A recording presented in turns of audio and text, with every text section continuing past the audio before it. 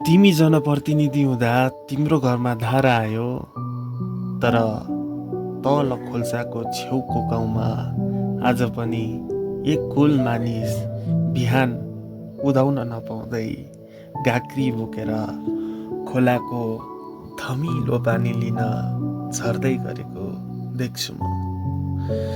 तिमी जनप्रतिनिधि हुँदा तिम्रो घरसम्म मोटर बाटो आयो, तर त्यो झरना फेदी मुनिको गाउँको एक वृद्ध बुवा पिठ्युमा नुनको भारी बोकेर भिरको उकालो चढ्दै गरेको देख्छु म। तिमी जनप्रतिनिधि हुँदा विद्यालयको हेडमास्टर फेरियो, विद्यालय व्यवस्थापन समिति फेरियो। कागजमा धेरै सुधारका कुराहरू लेखिए, तर शिक्षाको गुणस्तर र जाडोमा च्यातिएको स्वेटर लगाएर कक्षा कोठामा बस्ने विद्यार्थीको अवस्था फेरिएको देख्दिन म। तिमी जनप्रतिनिधि हुँदा गाउँ विकास गर्ने भाषण धेरै भए, तिमी उभिएर भाषण गर्ने मञ्चहरू धेरै बने, तर वर्तमानदेखि भविष्यलाई चाहिने भौतिक संरचना बनेको कतै देखिन मैले।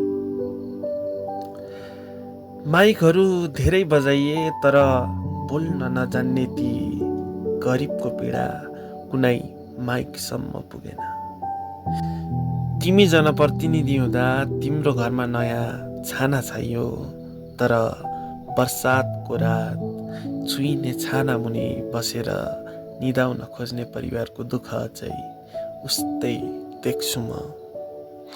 तिमी जनप्रतिनिधि हुँदा तिम्रो आँगनमा बिजुली बत्ती आयो, तर डाँडा माथिको गाउँमा अझै पनि रातको समय केही घरहरूमा टुकीको मधुरो प्रकाश टाढाबाट अझै देख्छु म।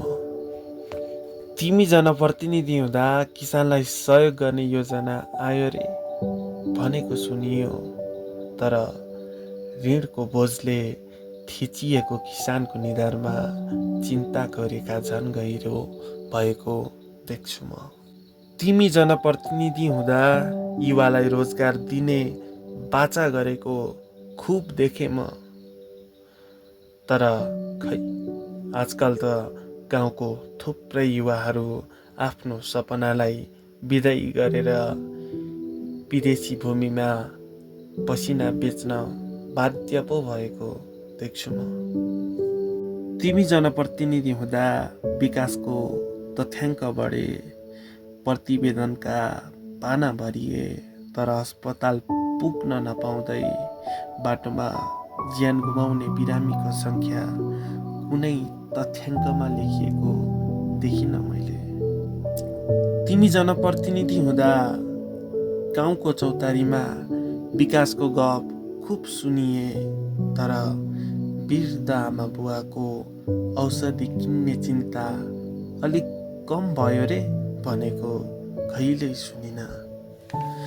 तिमी जनप्रतिनिधि हुँदा धेरै कुरा फेरिए, कुर्सी फेरियो, धेरै अनुहार फेरिए, तर गरिबको भाग्य फेरिएको कतै देखिन।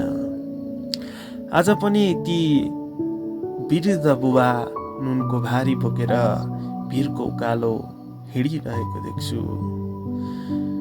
ती आमाले उज्यालो हुन नपाउँदै खोलाबाट पानी बोकेर घर फर्किँदै गरेको देख्छु। त्यो विद्यार्थी च्यातिएको झोलामा किताब बोकेर भविष्य खोजिरहेको देख्छु। म आज पनि ती किसान मकैको फेदमा बसेर मल पर्खिरहेको देख्छु र म सोचिरहन्छु, यदि विकास साँच्चै आएको हो भने किन अझै कसैको आँखा भोकले रसाउँछ, किन अझै कसैको सपना गरिबीको कारण मर्छ, किन अझै कसैको जीवन एउटा सामान्य बाटो, पानी, शिक्षा, उपचार र अभावको सङ्घर्षमै बित्छ। सायद तिमी जनप्रतिनिधि हुँदा तिम्रो घर फेरियो, तिम्रो आँगन फेरियो, तिम्रो जीवन फेरियो, तर गाउँको अन्तिम कुनामा बसेको त्यो गरिब मान्छेको जीवन नफेरिएसम्म म कसरी विश्वास गरौँ कि विकास साँच्चै गाउँमा आएको छ भनेर। किनकि विकास एउटा घरमा धारा हुनु होइन, विकास भनेको त हरेक घरमा पानी पुग्नु हो। विकास भनेको एउटा आँगनमा मोटर बाटो पुग्नु होइन, डोको काटेर बिरामी बोक्ने चलन अन्त्य हुनु हो। विकास भनेको प्रतिवेदनका पानाहरू भरिनु होइन, जनताको अनुहारमा मुस्कान फर्किनु हो र त्यो मुस्कान अझै पनि गाउँको धेरै अनुहारहरूमा हराएको देख्छु म।